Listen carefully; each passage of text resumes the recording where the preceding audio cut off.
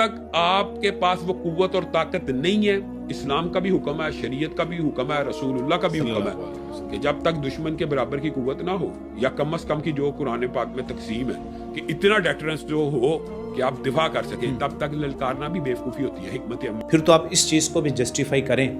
تم ہتھیار تھوڑے رکھتے ہو یا بہت، گھروں سے نکل آؤ اور اللہ کے راستے میں مال اور جان سے جہاد کرو۔ آفت ان کو دور دراز نظر آئی تو عذر کریں گے اور اللہ کی قسمیں کھائیں گے کہ اگر ہم طاقت رکھتے تو آپ کے ساتھ ضرور نکل پڑتے۔ جو بھی وہاں پہ غزہ میں لوگوں کے ساتھ ہوا وہ صحیح تھا۔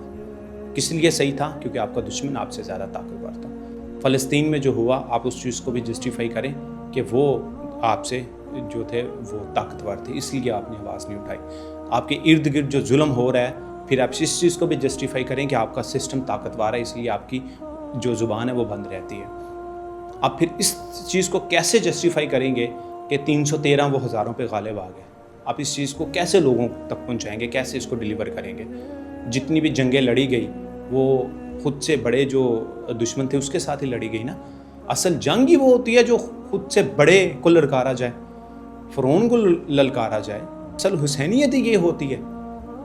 یا تو پھر اب سب سے بڑا جو واقعہ تاریخ میں آپ حوالے دیتے ہیں، آپ مولانا حضرات، جو واقعہ کربلا ہے، پھر تو نعوذ باللہ حضرت جو حسین ہیں ان کو بھی یہی چاہیے تھا، مجھ سے بڑا دشمن ہے، زیادہ ہے، میں تو گر چکا ہوں، تو کیوں لڑنا ہے پھر؟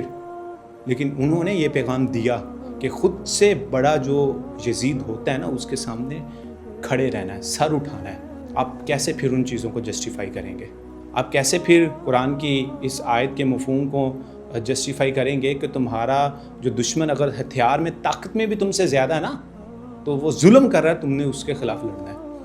آپ جسٹیفائی نہیں کر سکتے، کیونکہ آپ نے اپنی کچھ سٹیٹمنٹ کو چھپانے کے لیے یہ سٹیٹمنٹ دی ہے، کچھ ممالک کے لوگوں کو خوش کرنے کے لیے آپ نے یہ سٹیٹمنٹ دی ہے۔ آج آپ کو لینڈ کروزر سے اتر کر ممبر پہ آ کے بیٹھنے والا مولوی آپ کو یہ لیکچر دے رہا ہے کہ آپ صلی اللہ علیہ وسلم نے پوری زندگی سادگی سے گزاری۔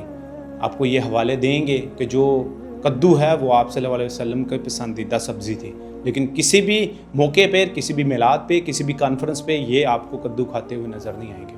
یہ وہ سب کچھ کرتے ہوئے نظر نہیں آئیں گے جس کے حوالے یہ ہمیں دیتے ہیں۔ جن لوگوں نے حق، سچ، قرآن، دین، ہماری جو اطاعت رسول ہے، ان کے جو جذبے ہیں، انہوں نے جنگیں کیوں، کس لیے لڑی، انہوں نے ہجرت کس لیے کیوں کی، اگر وہ سب کچھ جانتے ہوئے بھی ہمیں یہ سبق دے رہے ہوں تو پھر ہم ان سے دوسرے معاملات میں کیا سیکھیں گے؟